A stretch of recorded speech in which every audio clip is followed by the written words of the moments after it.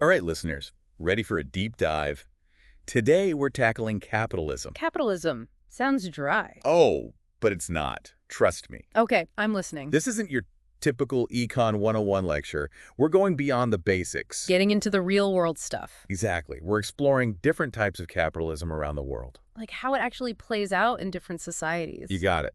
And for our UPSC folks, this is especially relevant, especially for those of you tackling international relations, Absolutely. This stuff is crucial for understanding global trends. power dynamics, potential conflict zones, you name it. But even if you're not prepping for the UTSC, this is important. It helps you make sense of, well, everything. The news, global markets, How countries are tackling issues like inequality. climate change, tech disruption. All of it. So let's break it down. We've got three main models on the table today. 3. All right, hit me. First up, social capitalism. Ah, the European model. Germany, Austria, the Scandinavian countries, they're all in this camp. So what makes this model tick? It's all about this idea of a social market. Social market, like capitalism with a conscience. Exactly. Competition, yes, but with a focus on social solidarity. So it's not just about letting businesses run wild. Nope. It's about making sure everyone benefits from economic growth. Ah, okay, I like where this is going. But how does that actually work? Well, think about Germany, their economic miracle after World War II. Their recovery was impressive. Many argue that their success was due to this model. Interesting. How so? Think about it. Strong trade unions, works councils, Giving workers a real voice. robust welfare systems, providing a safety net. And they invested heavily in education, right? Exactly. Creating a highly skilled workforce. It's like a team effort. Businesses, workers, and the government all working together. Sounds pretty ideal. But it's not a utopia, right? Of course not. There are always trade-offs. Some argue that this model can be a bit inflexible. Inflexible. How so? Well, all that consensus building can slow down decision-making. Ah, I see. It can make it harder to adapt quickly to change. Exactly. And then there's the cost of those generous welfare programs. High taxes. Often, yes. So for our UPSC listeners, think about these trade-offs. How these strengths and weaknesses might play out globally.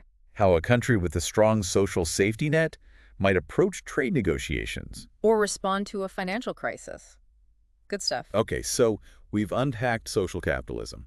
Now let's head east. East, you mean? State capitalism. The model often associated with Asia, especially Japan. State capitalism. That term can be a bit loaded. True, it's been used in different ways throughout history. So what are we focusing on here? Economies where the state plays a very active role, going beyond just setting the rules. More than just letting the market do its thing. It's more like a partnership between the government and the private sector. Okay, I'm getting the picture. And Japan's a classic example, right? Absolutely. They have this whole concept of collective capitalism and relational markets. Collective capitalism, relational markets. Break that down for me. Imagine a network of companies, banks, government agencies All working together. towards shared economic goals. It's Yep. about long-term stability, not just quick profits. Interesting. And what about that famous Japanese company loyalty? Oh, that's a big part of it. Employees often spend their entire careers at one company. And in return, they get lifetime employment, benefits, a sense of belonging. It's very different from the more individualistic Anglo-American approach. So we've got businesses and workers all aligned. What about the government's role? Think of them as a conductor, subtly guiding the orchestra. Not quite a command economy, but definitely involved. Take Japan's MIT, for example, their Ministry of International Trade and Industry. They've been very influential, haven't they? They've shaped industrial policy, guided investment, promoted innovation. It's a very strategic approach. Exactly. And Japan achieved remarkable growth after World War II. But I imagine this model isn't without its critics. You're right. No system is perfect. And state capitalism has its challenges. Okay, I'm ready to hear about those challenges, but first, maybe a quick. Nope. No breaks needed. Let's keep this momentum going. What are those downsides? Lay it on me. What are those downsides? Well, one of the biggest criticisms is that it can stifle innovation. Stifle innovation. Yeah. When the government has so much control. Picking winners and losers, Exactly. It can create a less dynamic environment. where companies are less likely to take risks. Right, because they know the government has their back. Makes sense.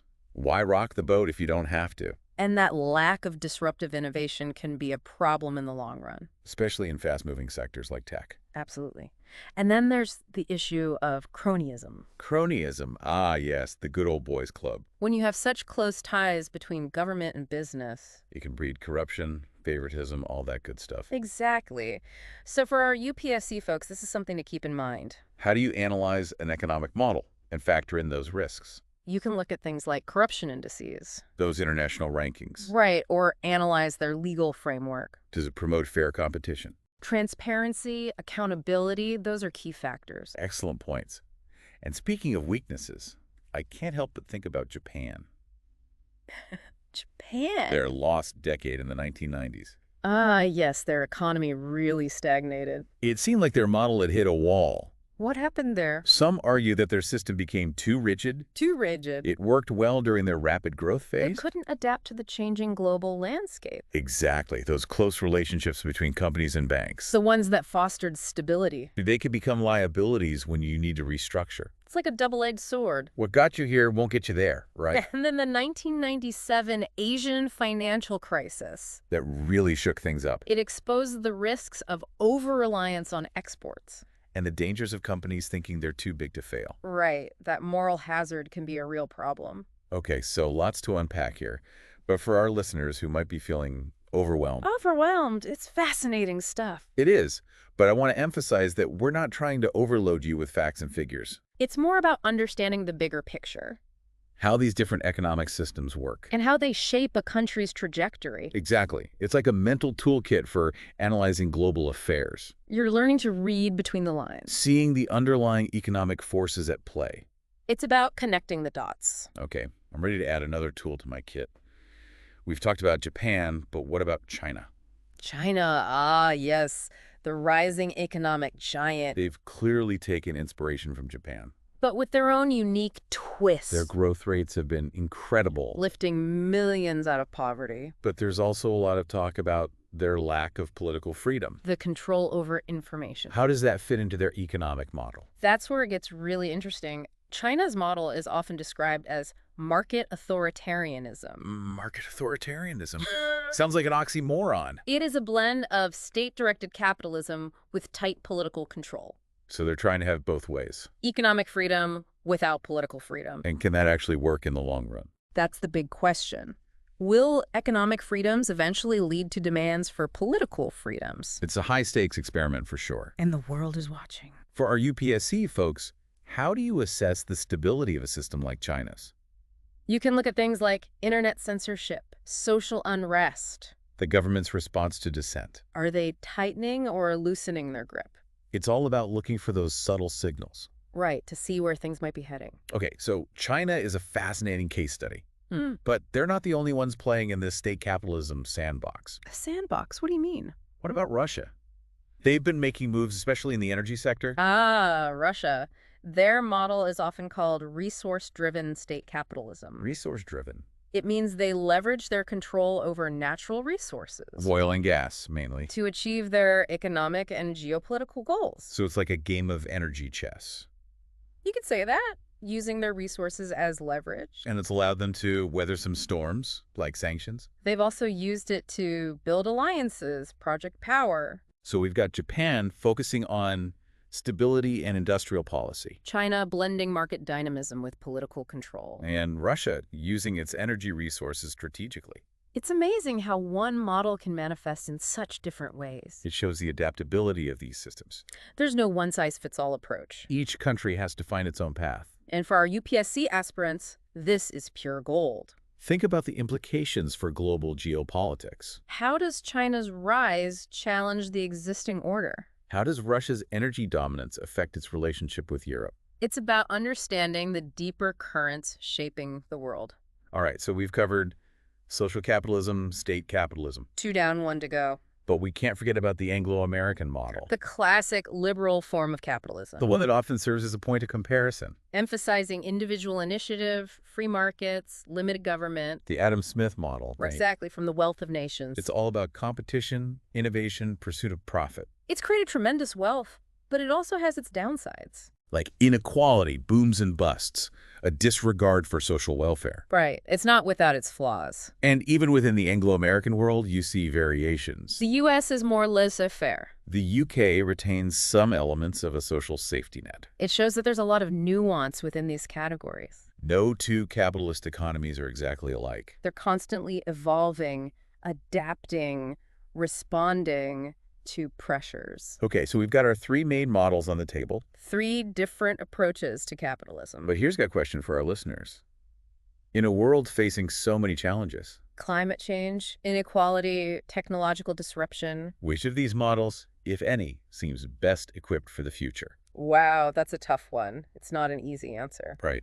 There's no magic bullet. Each model has its own strengths and weaknesses. Its own trade-offs. What works in one place might fail in another. And who knows, maybe a whole new model will emerge, A hybrid system, maybe? combining the best of all worlds. That's a fascinating thought. It really is. So listeners, I'm throwing down a challenge. It's a challenge. Imagine you're an architect of the future. Designing the ideal economic system.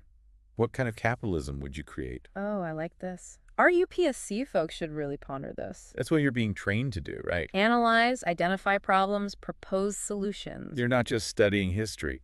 You're learning from it. To build a better future. I love that. So, listeners, put on those thinking caps.